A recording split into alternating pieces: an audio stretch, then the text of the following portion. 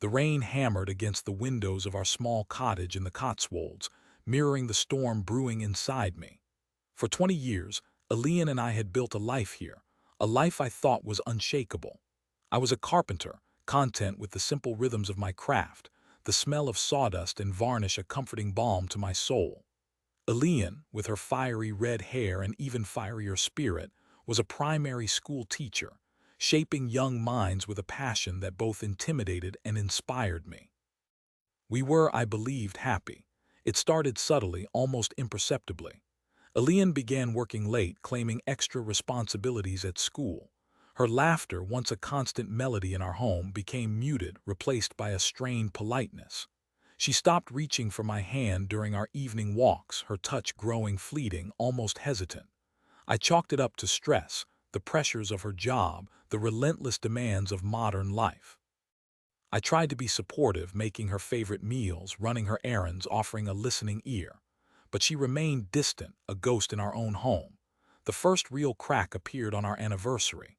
I had planned a weekend getaway to a charming little inn by the sea, a place we had always dreamed of visiting. I booked it months in advance, imagining romantic dinners, long walks on the beach, and rekindled intimacy. But Elian canceled at the last minute, citing an urgent school conference. I was disappointed, of course, but I understood. Or at least I told myself I did. That night I sat alone in our living room, the flickering candlelight casting long, dancing shadows on the walls. I couldn't shake off the feeling of unease, a gnawing suspicion that something was terribly wrong. I decided to surprise Elian at the school, hoping to bring her dinner and perhaps steal a few moments of her time. The school was deserted, the only sound the gentle hum of the fluorescent lights. As I walked down the empty corridor towards her classroom, I heard voices, muffled but distinct, coming from the music room. Curiosity, or perhaps a darker instinct, propelled me forward. I pressed my ear against the door, my heart pounding in my chest. The voices grew clearer and I recognized them instantly.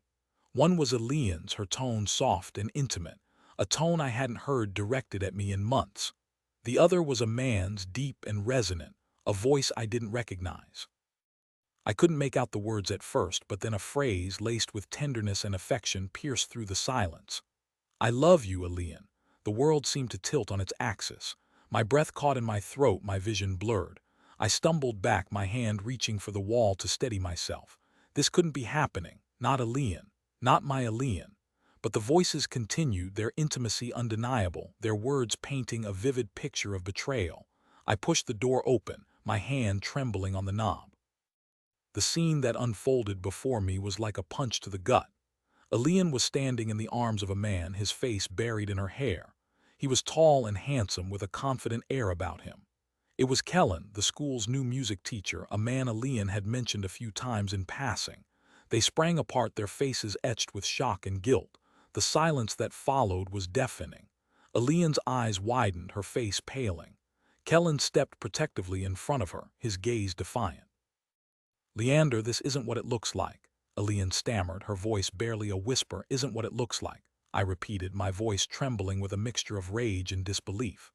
"I think it looks exactly like my wife is having an affair with another man, in the music room of her school, on our anniversary." Elian's eyes filled with tears. "Please, Leander, let me explain," she pleaded, reaching out to me. I recoiled from her touch as if it were venomous. "Explain? What is there to explain? I heard you, I saw you, you're having an affair with him." I pointed a shaking finger at Kellan, who remained silent, his expression a mixture of shame and defiance. "It just happened," Elian said, her voice cracking with emotion. "It wasn't planned, it just happened, it just happened," I repeated, my voice rising. "You just happened to fall into another man's arms. You just happened to tell him you loved him. You just happened to betray 20 years of marriage." I turned to Kellan, my eyes burning with anger. "And you," I said, my voice low and menacing. "You knew she was married, you knew she was my wife, and you still did this. You're a pathetic excuse for a human being." Kellan finally spoke, his voice barely audible. "I'm sorry, Leander," he mumbled. "I didn't mean for this to happen." "Sorry," I scoffed. "Sorry isn't going to cut it. You've destroyed my life, you've shattered my trust, you've broken my heart." I looked back at Elian, my eyes searching for a glimmer of the woman I had loved, the woman I thought I knew. But all I saw was a stranger, a liar, a betrayer. "I'm leaving," I said, my voice flat and devoid of emotion. "I'm leaving you, Elian. I can't stay here. I can't look at you. I can't forgive you." I turned and walked out of the music room, leaving Elian and Kellan standing there in stunned silence. I walked out of the school, out of our life together, out into the cold, unforgiving rain. The rain washed over me, but it couldn't wash away the pain, the betrayal, the crushing weight of heartbreak. The next few weeks were a blur. I moved into a small, sparsely furnished apartment in a nearby town. I couldn't bear to stay in the cottage, surrounded by memories of Elian, haunted by the ghost of our shattered love. I threw myself into my work, seeking solace in the familiar comfort of wood and tools. But even the rhythmic precision of my craft couldn't drown out the constant ache in my heart. I hired a solicitor and initiated divorce proceedings. Elian didn't contest it. She seemed resigned, defeated. I didn't want anything from her, not the house, not the money, not anything. All I wanted was to be free of her, to erase her from my life. As the divorce progressed, I learned more about Elian's affair. It had been going on for months, perhaps even longer. She and Kellan had been meeting in secret, sharing stolen moments of passion and intimacy. They had even planned to leave together, to start a new life somewhere far away. The realization that Elian had been living a double life, that she had been deceiving me for so long, was like a knife twisting in my gut. I confided in my closest friend, Torin, a gruff but loyal mechanic who had known me since childhood. He listened patiently as I poured out my pain and anger, offering words of comfort and support. "She's not worth it, Leander," he said, clapping me on the shoulder. "You're better off without her. You deserve someone who will love you and respect you." Torin's words were a balm to my wounded soul. He encouraged me to focus on myself, to rediscover my passions, to rebuild my life. He introduced me to a local hiking group, and I found solace in the beauty of the surrounding countryside, the fresh air and exercise helping to clear my head and ease my pain. One day, Torin came to me with a proposition. He had heard through the grapevine that Kellan had been fired from the school. Apparently, his affair with Elian had become public knowledge, and the school board had decided to terminate his contract. Kellan was now working as a piano teacher at a small music shop in town. Torin suggested that I pay him a visit to confront him, to let him know the extent of the damage he had caused. I hesitated at first. I wasn't sure I was ready to face Kellan again. But the thought of him getting away scot-free, of him continuing to live his life without consequence, filled me with a burning sense of injustice. I decided to take Torin's advice. The next day, I walked into the music shop, my heart pounding in my chest. Kellan was sitting at a piano giving a lesson to a young girl. I waited patiently until the lesson was over, then approached him, my face grim. He looked up, his eyes widening in recognition. "Leander," he said, his voice barely audible. "What are you doing here?" "I came to talk to you," I said, my voice low and menacing. "I came to tell you what you've done." Kellan stood up, his face paling. "I know I messed up," he said. "I'm sorry, I didn't mean to hurt you. You didn't mean to hurt me," I repeated, my voice rising. "You seduced my wife, you destroyed my marriage, you shattered my life. And you didn't mean to hurt me. I was in love with her," Kellan said, his voice pleading. "I couldn't help myself. You were in love with her," I scoffed. "Love doesn't justify betrayal. Love doesn't justify deceit. Love doesn't justify destroying someone else's life." I paused, taking a deep breath to compose myself. "I'm not going to hit you," I said, my voice calmer now. "I'm not going to yell at you. I'm not going to do anything violent. But I want you to know that you've ruined everything.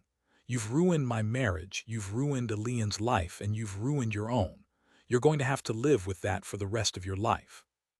I turned and walked out of the music shop, leaving Kellan standing there alone, his face etched with regret and despair.